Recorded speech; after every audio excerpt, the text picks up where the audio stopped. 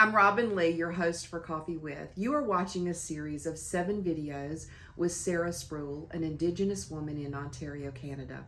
I know you will enjoy every moment of learning about her heritage and her life in Ontario. So enjoy these videos. Coffee with Sarah Sproule. Thank you for joining me today on Coffee With. I'm Robin Lee, your host, and I'm back with Sarah Sproule. We're in Ontario, Canada, and we're going to talk about this building you see behind us. Tell us all about this, because you and your family did this from ground up. nothing. From nothing. My dad built our home when I was a little girl, a log home, and I think that's where we're staying. you are. Yes. You're staying after the addition when I moved Yeah, out. You get the big room. Yeah. I was at the share room. Anyway, this cabin truly is a labor of love for Nicholas and I. So my dad, Nicholas is your husband. yes. Yeah. My dad, Coleman, and my husband and I, well, they did the logging. So they logged this cedar. This is eastern white cedar.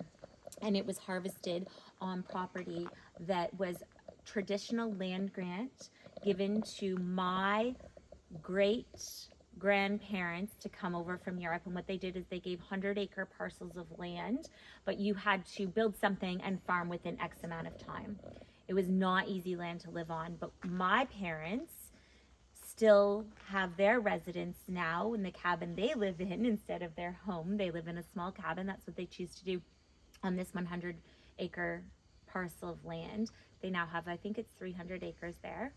And we harvested this white pine on that property. So this, from the beginning of cutting, meant so much. Then my dad has a commercial sawmill at a Cedar Ridge, for those of you wondering. While you're talking, I'm gonna step out so you can kind of show the cabin to everybody.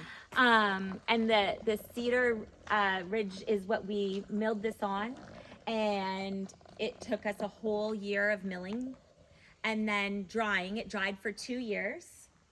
And then we built it. It's a full basement, insulated ICF.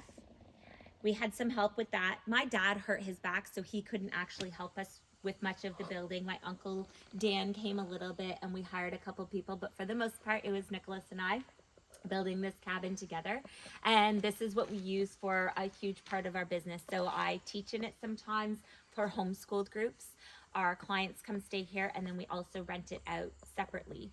And it can sleep 6 people. It's off-grid right now. We're going to be building an addition, hopefully, when time allows. This winter is the plan. We're going to mill and build an addition. We're going to put a great big porch here as well. And we're on Hotel Lake, and Hotel Lake is a private access lake. It has awesome fishing, great swimming. It's a spring-fed lake, and it's part of a main waterway, actually. So I did want to say that you are Ojibwe. Yes. And you are, correct me if I'm wrong, 1/4. Yes. Your dad is 1/2. That's right. And your grandmother is full. Yes. And so your children will be 1/8. Yes. And I think your husband was explaining to me it kind of stops there unless one of them were to marry an Indigenous person. That's right. That's exactly how Okay. it is. So they have their status cards that certifies them, I guess, to be Native in this area. And yeah, I think that my Native heritage is like extremely important to me. And my husband is very, very supportive of that and has really helped bring back a lot of the teachings that were lost due to colonization back to me and my family. And my grandma harvested a bear, actually, 82 years old. Fairly recently. Yeah, I was just trying to think. I think it was 2 weeks ago. Yeah. And she's the one that taught my dad how to hunt and fish. My grandfather was a conservation officer.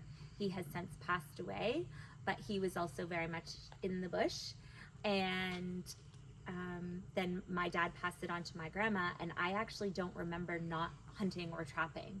You know, people say, when did you start? I don't remember not doing it. My dad said that there's a picture of me in a little pink snowsuit going out duck hunting. You know, So talk for just a moment before we run out of time about the name of your business and yes. what that means. Wayeshkad. Wayeshkad is very important to me. It means in the beginning in Ojibwe, and we have 3 reasons for that name.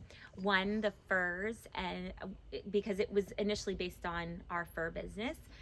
In the beginning, my people relied on the furs for clothing, for food, for trade. In the beginning, Canada was actually built on the fur industry, and that trade was very important for the establishment primarily of harvesting beaver. And then we take the furs from beginning to end. So we trap, we tan, and we sew, and so we take them from the beginning. So I wanted to take just a moment and let everybody know how it is that we know each other. Oh, yeah. Because it had to do with I always exactly what you're forget about talking it. about. So my husband happened to notice you had sent a pair of sheared beaver mittens, and they're beaver on the inside and the outside. That's right. And I'm cold all the time. Yes. And Mark showed me this picture. You had sent a pair to Jim Shockey, Yes. who everybody knows. And And if they don't, they should. they should. If you don't, you probably don't hunt. Right? If you don't Yes, know who Jim that's true. Shockey is.